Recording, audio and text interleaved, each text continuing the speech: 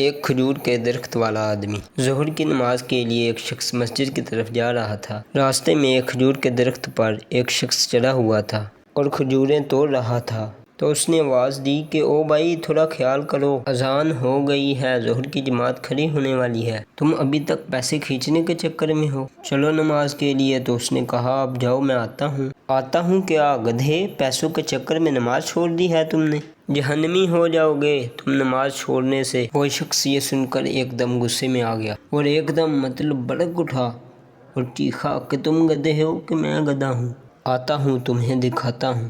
وہ کھجور کی شاخ توڑ کر تیزی سے اترنے لگا۔ اب یہ شخص اپنے منہ پر ہاتھ رکھ کر ایک دم مسجد کی طرف دوڑ کر اندر گھس گیا۔ خیر اس کے ہاتھ نہیں آیا۔ وہ شخص دوبارہ درخت پر چڑھ گیا اور اپنے کام میں لگ گیا۔ اب عصر کے لیے وہی شخص دوبارہ نکلا نماز کے لیے۔ گھر سے مسجد کی طرف دیکھا تو وہ شخص ابھی تک لگا ہوا ہے، تو اب اس نے اپنا انداز بدلا۔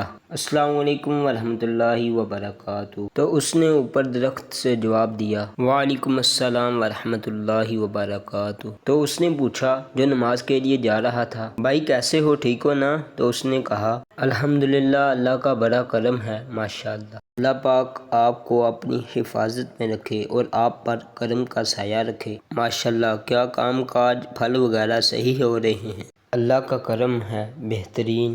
تو وہ شخص جو نماز کے لیے جا رہا تھا، اس نے دعا دی، اللہ پاک آپ کو خوش رکھے، آباد رکھے، اولاد کا سکھ دکھائے، اولاد سے آنکھیں ٹھنڈی ہوں، روزی میں پاک پروردگار آپ کو خوب برکت دے۔ یہ شخص سن کر اور خوش ہو گیا اور آمین کہنے لگا۔ پھر موقع دیکھ کر اس شخص نے نماز کے لیے کہا، لگتا ہے کام میں مصروفیت کی وجہ سے آپ کو عصر کی اذان نہیں سنائی دی، آپ کو پتہ ہے جماعت ہونے والی ہے، چلو یار ہم ساتھ نماز کے لیے چلتے ہیں، چلو نا۔ اب میٹھے بول بول کر وہ اس کا دل جیت تو چکا تھا، تو وہ شخص کہنے لگا، ہاں ہاں آیا۔ ایک دم ہی اتر آیا اور بہت ہی پیار سے گرم جوشی سے ملا اور کہنے لگا، سبحان اللہ، دعا کرو میں نمازی بن جاؤں، میں بے نمازی ہوں لیکن آپ کے اخلاق، آپ کے میٹھے بول جو ہے نا، یہ میرے دل میں اتر گئے ہیں۔ آج عصر سے نماز شروع کرتا ہوں اور انشاءاللہ اب کبھی نماز بھی نہیں چھوڑوں گا، ہمیشہ نماز جماعت سے پڑھوں گا اور انشاءاللہ اب جو میری نمازیں رہ گئی ہیں یہ بھی قضا کروں گا۔